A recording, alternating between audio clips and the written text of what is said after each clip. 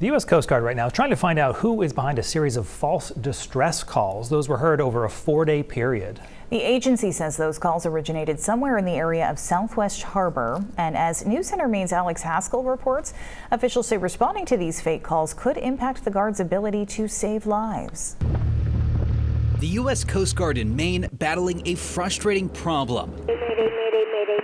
Hoax distress calls like this one. And it came in through our command center here in South Portland. Lieutenant Junior Grade Matthew Bartnick with the U.S. Coast Guard says the call is one of several made between October 11th and 14th.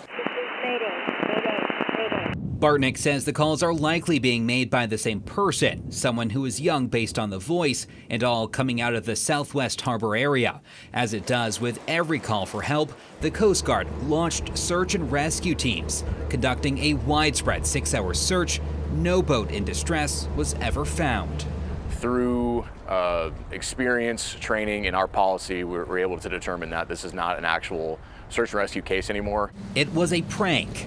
Maine is no stranger to this sort of thing. This hoax call was made in June. Mayday! The Jacqueline Murphy's going down! And this one in 2019. Mayday. Children are in the water now.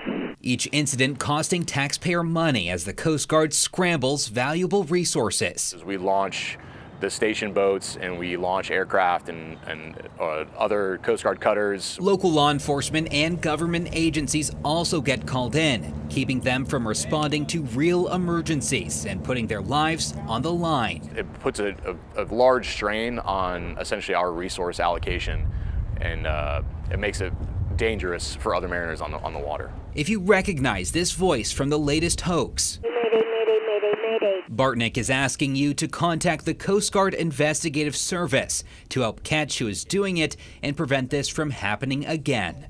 In South Portland, Alex Haskell, News Center, Maine. Now, back in 2021, Nathan Libby of Rockland pleaded guilty to making a similar hoax distress call. He was sentenced to 4 days in jail, which he had already served, and he was ordered to pay more than $17,000 in restitution to the Coast Guard. 6 years earlier, Owen Adair of Vinyl Haven was convicted of making a hoax call and was sentenced to a year in prison and ordered to pay $15,000 in restitution. It could have been much worse for both men. Penalties for such calls can be up to 6 years in prison, with fines of up to $250,000.